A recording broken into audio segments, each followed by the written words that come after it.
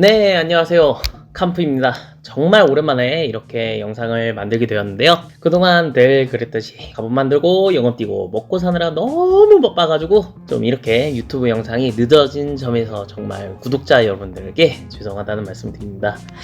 네, 일단은 제가 이렇게 바빴는데 치파오박님 영상인 이번에 당나라 갑옷이 상당히 반응이 좋았더라고요. 댓글을 좀 많이 봤는데 보니까 이제 갑옷 관련해가지고 제작에 대한 강의 영상을 좀 올려달라는 댓글들이 좀 있었어요. 하지만 이제 치파오박님과 이거 관련돼서 이야기를 해봤는데 아무래도 제 유튜브 쪽이 조금 더 그런 강연에 대한 성향이 맞다 보니까 제 유튜브에 이렇게 찰갑이나 앞으로 갑옷 제작 관련해서는 이쪽 유튜브로 좀 많이 올릴 예정이니까 치파오박님 유튜브 구독자분들은 저희 캄프 유튜브도 좀 많이 구독해주시면 감사하겠습니다. 제가 이렇게 한번 좀 소소하게 이제 모아왔던 이런 자료나 내용들을 토대로 이렇게 영상을 한번 만들게 되는데 여러분들도 보고 많이 참고해서 뭐 그림을 그리시거나 앞으로 갑옷을 제작하거나 아니면 다른 용도로 여러분들이 사용하시는데 많은 참고가 있기를 바라는 마음에 이렇게 간단하게 한번 영상을 한번 만들어 왔어요. 그러면 첫 번째 사진 한번 볼까요? 찰갑의 구조를 설명해주는 이미지입니다.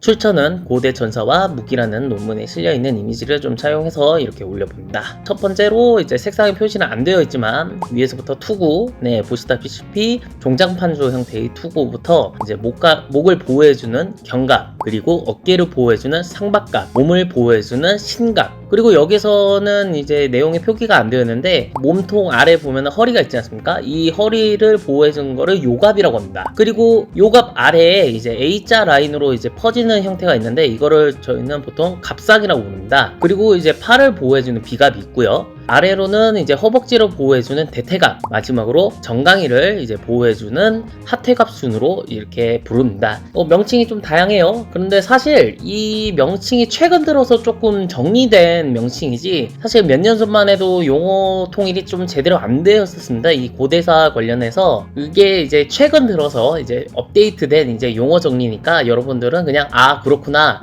이렇게만 참고해 주시면 될 것 같습니다. 이미지를 보시면은 위공 1열 이런 부분인데 이거는 이제 앞전에 영상에서 보시는 분들은 아시겠지만 이제 이걸 수결공이라고 합니다. 이 수결공 같은 경우에는 이제 세로 작업을 하기 위한 구멍이죠. 그리고 아래쪽에 보면은 철공이라고 있습니다. 이 철공은 이제 횡결공이라고도 부르는 이제 가로끈 작업을 하기 위한 갑찰과 갑찰 사이를 연결해 주는 작업을 하는 구멍이라고 보시면 됩니다. 그리고 자 마지막으로 아래 하단에 보면 하객공이라고 존재해요. 이 하객공은 이제 우리가 흔히 복륜공이라고도 하죠. 그러니까 아래에 이제 마감을 하기 위한 이제 가편의 끝 마감을 하기 위한 구멍이라고 보시면 될 것 같습니다. 네, 그리고 이제 오른쪽이랑 이제 왼쪽이랑 차이가 보면은 이제 위공 2열이라고 해가지고 이제 수결공이 이제 좌우로 이렇게 몰려 있는데 이제 그냥 간단하게 보시면 됩니다. 이제 수결공이 가운데 있냐, 이제 양쪽 사이드로 몰려 있냐 이렇게 보시면 될 것 같습니다. 자, 다음 화면을 보시면 네 이제 요찰이 나옵니다. 자, 요찰은 뭐냐? 치파오박님 유튜브를 보신 분들은 이미 아시겠지만 요찰은 허리에 이제 혁대를 맬 때 흘러내리지 않게 하기 위해서 이제 가편을 안쪽으로 휘는 부분을 이제 요찰이라고 하는데 이제 보시다시피 화면에 보면 크게 세 가지 형태로 나와 있습니다. 첫 번째로는 S형, 두 번째로는 V형, 그리고 마지막으로는 오메가형 이렇게 해가지고 세 가지 형태로 나와 있고요. 마지막인 이 오메가 형태로 해서 이제 치파오박님에게 드렸던 걸 확인해 보실 수가 있습니다. 자, 다음입니다. 이제 다음 이렇게 보시면은 이제 찰갑의 형태의 종류를 유형을 알 수가 있는데 화면으로 보시면 비늘갑옷 이제 찰갑의 이제 유형이 두 가지가 크게 있습니다. 이제 하나는 양당식. 자, 다음 보시면 이제 오른쪽에는 동안식 이렇게 해가지고 크게 두 가지 형태로 나와 있습니다. 양당식은 이제 이미지 보시다시피 이제 좌우로 해서 이제 끈으로 엮는 형식을 양당식이라고 하고요. 자, 동안식 같은 경우에는 지퍼나 뭐 코트 입을 때 이제 가운데로 여미잖아요. 이런 형태를 이제 동안식이라고 부릅니다. 일단 양당식과 동안식의 뭐 장단점이 있는데 양당식 같은 경우에는 제가 만들어 보았을 때 제일 좋은 점은 우선 사이즈 조절이 조금 더 수월하다 이렇게 보시면 될 것 같아요. 근데 이제 동안식 같은 경우는 장점은 아무래도 혼자서 여매고 하는 게 좀 더 편하기 때문에 취향에 따라 갈린다는 걸 보실 수가 있습니다. 자, 이제 다음 페이지를 가볼게요. 네, 이제 드디어 나온 외중식과 내중식이네요.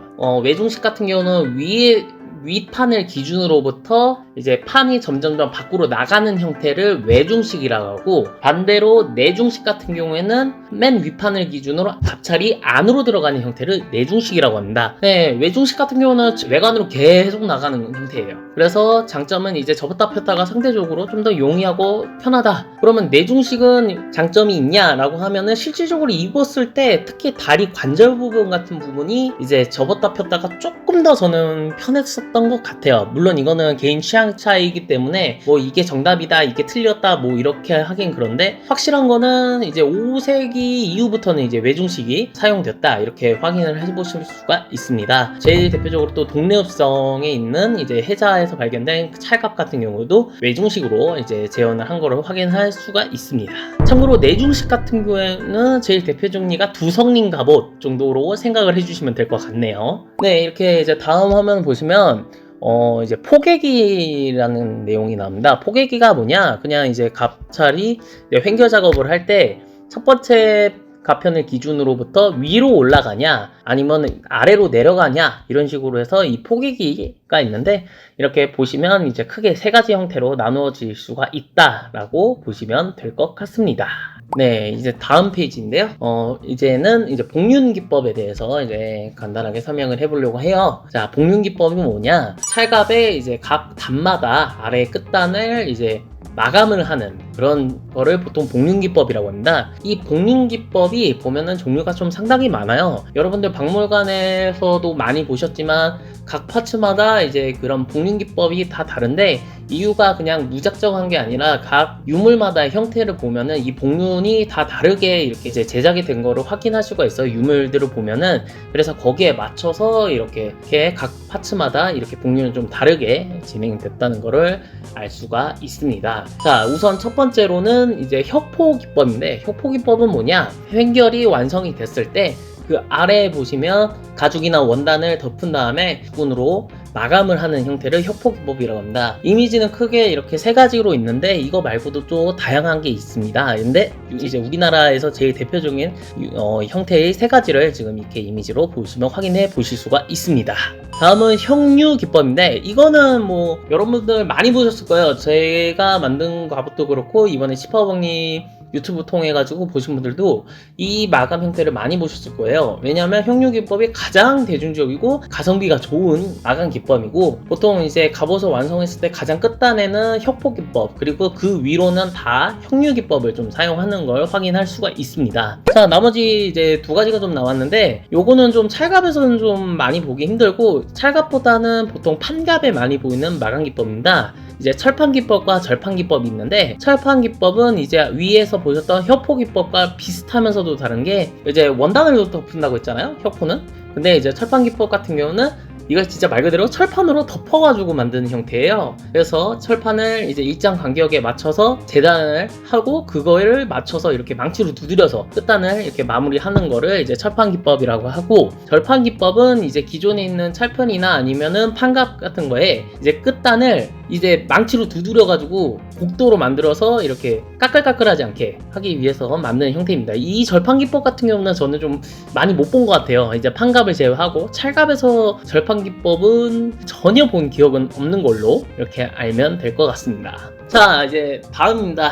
끈을 엮는 거. 이제 소찰이 이제 가로끈 엮는 거, 이제 횡결기법을 좀 보시면 될 것 같아요. 처음에 이제 사행기법이라고 하는데, 사행기법은 제일 대표적인 유물로는 서해 류성령 갑옷을 참고할 수가 있습니다. 이거는 이제 제가 사행기법을 제작을 한 사람으로서 말하자면은 가죽까지가 사실 사행기법은 괜찮아요. 근데 이후 뭐 예를 들어 쇠를 만들거나 이제 쇠찰갑 같은 거를 작업을 하게 되면은 이 사행기법은 저는 도저히 추천을 못 드리겠더라고요. 이유가 이제 찰과 갑찰 사이에 이 잡아주는 힘이 너무 부족하다 보니까 이게 점점 흐느적거려요. 사행기법은 이제 가죽 갑옷만, 네, 가죽 찰갑을 하시는 분들에게는 이제 가성비 좋은 방법이지만, 철로 이제 찰갑을 제작하거나 아니면은 이제 다른 좀 무거운 소재로 하시는 분들한테는 좀 추천을 못 드리는 이제 방법 중에 하나라고 보시면 될 것 같습니다. 네, 다음은 거치 기법이라고, 네, 이전에 제가 영상에서 보면 N자 횡결 기법이라고 하죠.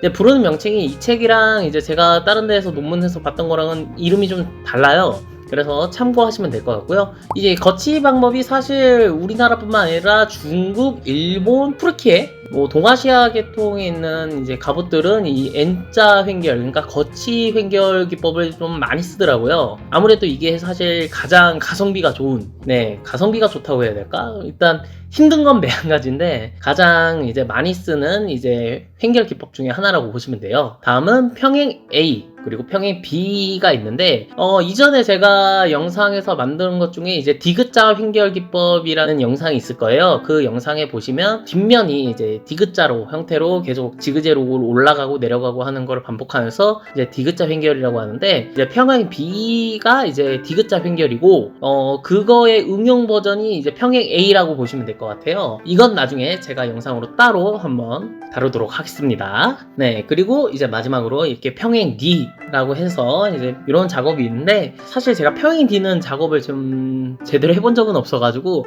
나중에 한번 연습을 해서 여러분들에게 영상 컨텐츠로 또 이렇게 알려드릴 수 있도록 하겠습니다. 자, 다음 화면을 보시면은 가로가 끝났으니 이제 세로 작업을 해야겠죠? 네, 세로 작업 같은 경우에는 이제 보시다시피 크게는 4가지 형태로 나뉘어집니다. 각단위, 통단위, 또 이제 철부위 이런 식으로 있는데, 사실 이것뿐만 아니라 좀 더 다양한 형태가 존재를 합니다. 하지만 지금 제가 이제 준비해둔 화면은 현재 4개밖에 없어가지고 여러분들이 양해를 한번 부탁드릴게요. 이미지 보시다시피 이제 앞과 뒤 형태가 이런 식으로 진행된다 정도로만 해서 아시면 될 것 같습니다. 네, 이렇게 해가지고 우선 제가 준비한 영상은 여기까지고요. 이런 게 존재한다 정도만 좀 여러분들이 편하게 접근할 수 있게 이제 간단하게 이렇게 영상을 만들었습니다.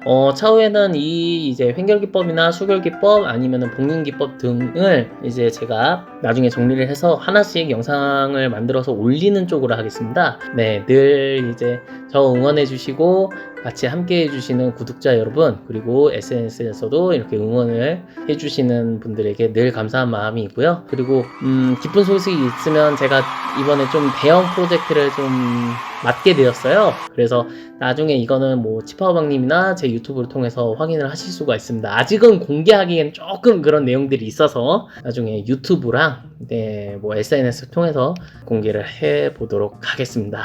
앞으로도 잘 부탁드리겠습니다. 감사합니다.